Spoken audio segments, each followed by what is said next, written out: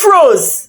His world crumbled before him. His only hope, his reason for still holding up. He had imagined how his reunion with his son would be.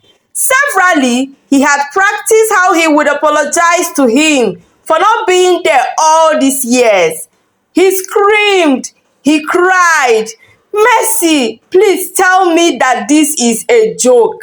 This is a bad dream. Please, someone should wake me up." In the big city of Lagos lived two lovers, Peter and Mercy.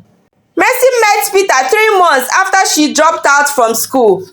Her parents had died in a ghastly motor accident, leaving her and her two siblings to fend for themselves.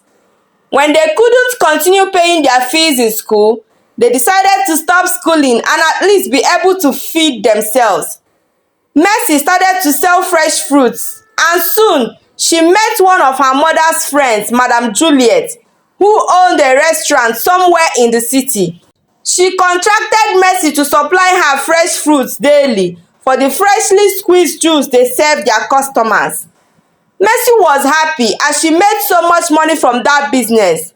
On one of the days she went for supply, she met Peter. Peter is one of Madam Juliet's customers. He saw Mercy and liked her. They exchanged contacts. Peter visited her shop and soon they became close friends.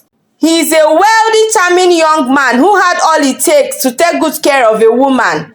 Their friendship blossomed. He started to take care of Mercy in ways she could never have imagined. He even extended the love and care to her two siblings, and they all loved him. Mercy had wanted to continue with her education, so she told Peter, "Peter, please, I am not saying you should sponsor my education. All I need from you is a little help, and with what I make from my business, I will be able to finish up." He accepted to help her, but told her he would want them to get married first, as he wouldn't risk sponsoring a girl in school and she would run off to someone else. He proposed to Mercy and she accepted his proposal. Mercy went to Madam Juliet and informed her of Peter's proposal. She was so happy for her. She told her Peter is a nice young man, even though she didn't really know much about him, but she should ensure that she makes all the needed inquiries before tying the knot with him. She took him to her uncle's and soon they were set for a traditional wedding. Preparations for the wedding was on when Mercy found out she was pregnant, and so they rushed every preparation, and in 2 months they were traditionally married. They had a happy home and were so happy. Mercy reminded Peter about her education, but he told her to give birth first, and once she puts to bed, they proceed with her education. During the course of her pregnancy, she started to see different faces of Peter that she never knew existed. He started to keep late nights. He sometimes come back home drunk, and whenever she complained, he would apologize and tell her it was work stress. He would travel without even informing her of his whereabouts. And whenever he finally comes home, he would apologize and still repeats it. Gradually, Mercy was getting tired of the whole situation. She is married and pregnant and still lives like a single lady. Peter never gave her any attention. The pregnancy journey became very tough for her, but she pulled through. Occasionally, she would go to Madam Juliet and complain to her. But then, she noticed that complaining to her only worsens her situation. Peter would usually come home with so much anger towards her for taking their family matter to a stranger. "Mercy, I've warned you severally to stop involving strangers in our family issues." Then he would pack his bags in anger and leave the house without giving her a dime to sustain herself and her unborn baby. Mercy regretted stopping her fruit business when Peter asked her to. Her due date was close and Peter refused to give her money to buy the things she needed for herself and the baby. Rather, he came home one day and brought all the items she needed for delivery. Mercy wondered how he managed to buy every item she needed. She gave birth to a bouncing baby boy and her joy knew no bounds. A habit she thought her husband would stop after delivery became worse. Then his traveling increased. Her sister came to help her with the baby.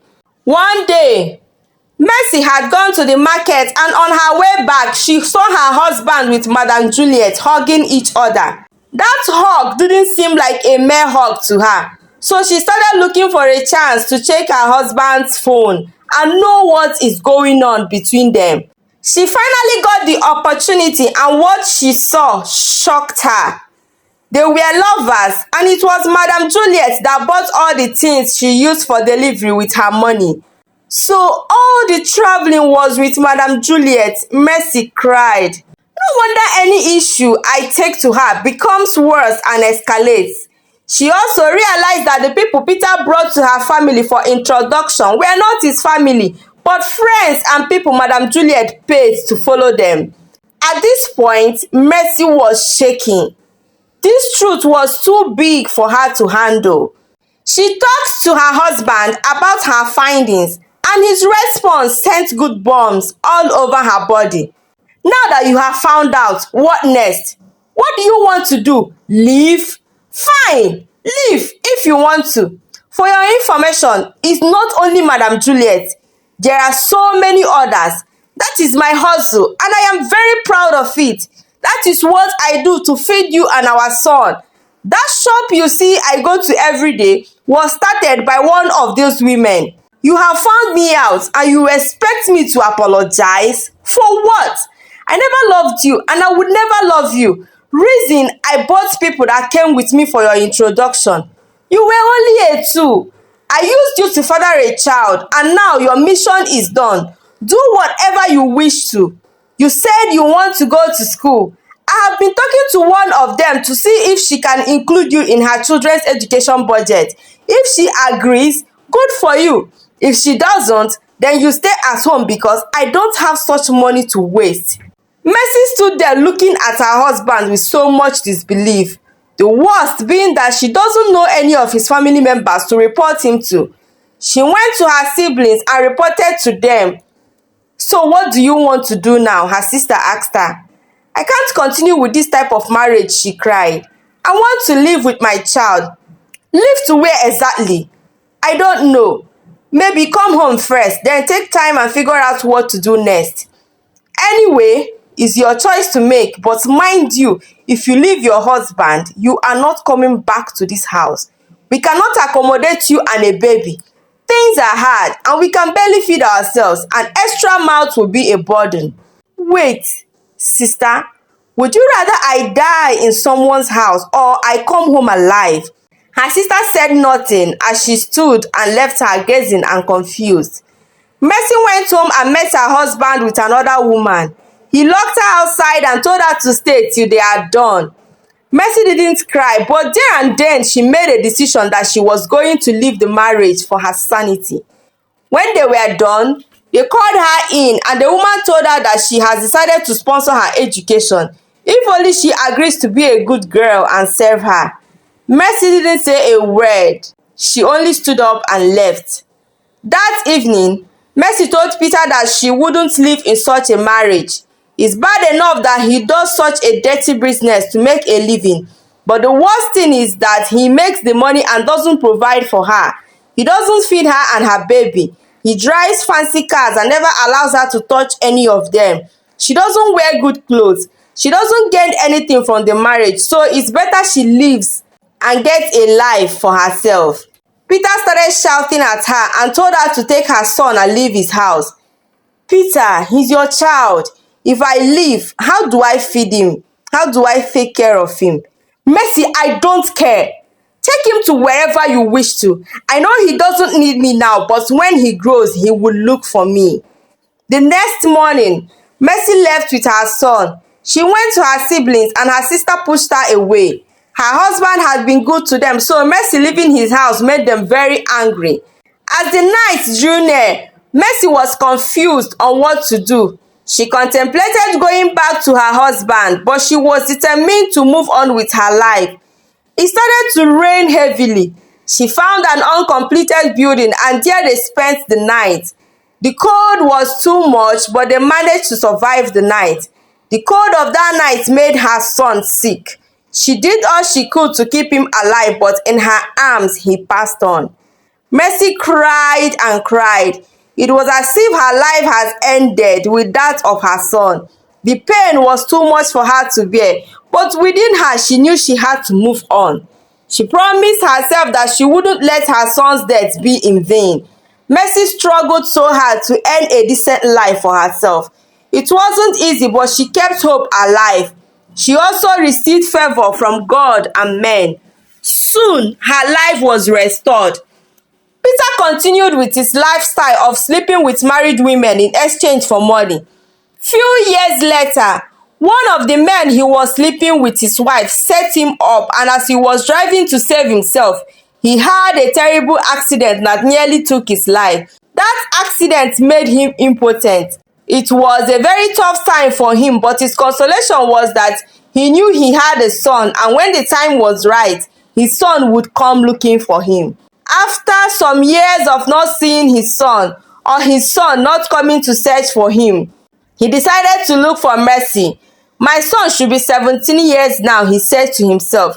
So it's better I look for him so he would know he has a father that loves him so much. He reached out to Mercy's sister, but she told him that they too have not been in contact with her. Peter had traveled to another state to see his mom.